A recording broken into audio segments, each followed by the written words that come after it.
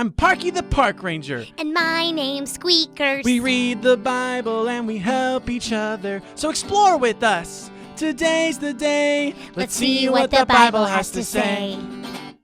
Hey everybody, my name is Parkie the Park Ranger, and I am so excited that you're here to help us tell another story from the Bible. And joined with me today is... Squeakers, a squirrel! Hello everybody!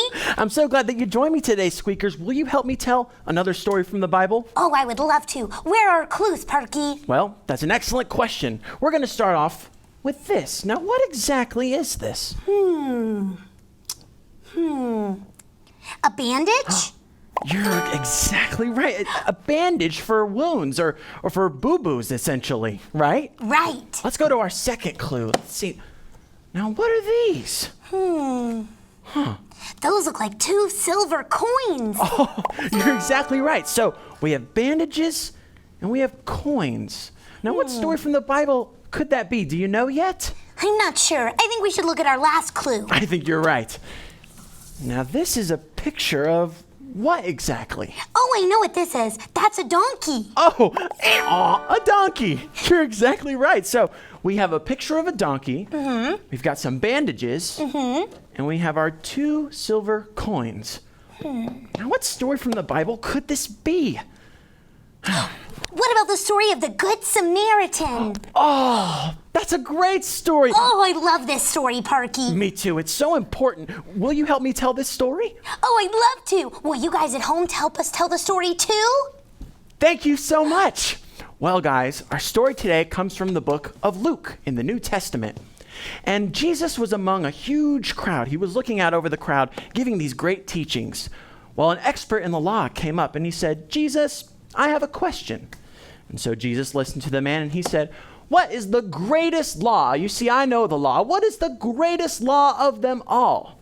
And Jesus said, "Well, surely you know what it is." And the expert said, "You're right. It's to love God with all of your heart, your soul, your strength, and your body, and to love your neighbor as yourself."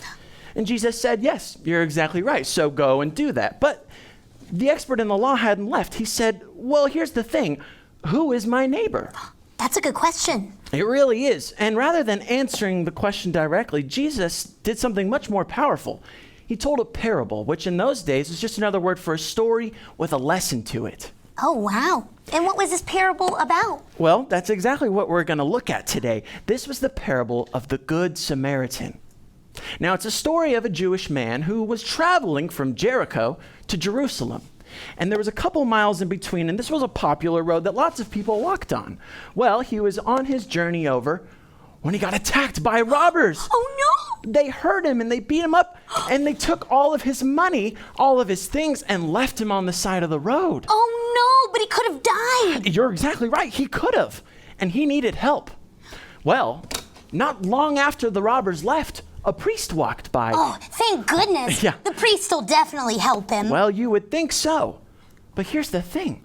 The priest just kept walking. He didn't even ask, "Hey, are you okay?" He just kept on walking straight. What? But that doesn't sound very nice. It doesn't. And that's not loving your neighbor, right? Right. Well, don't worry, because a second person came, right? And surely the Jewish man is thinking, "Oh, well, finally this person will help me." And this was a Levite. And back in those days, that's just another word for someone that worked in the church. Oh, they will definitely help him. Absolutely. But, well, what's this? The Levite didn't help him either. The Levite didn't even ask if he was okay either. What? Why wouldn't they help someone when they needed help? I don't know, Squeakers. But there was a third person that came along this path on the way from Jericho to Jerusalem. And it was a Samaritan.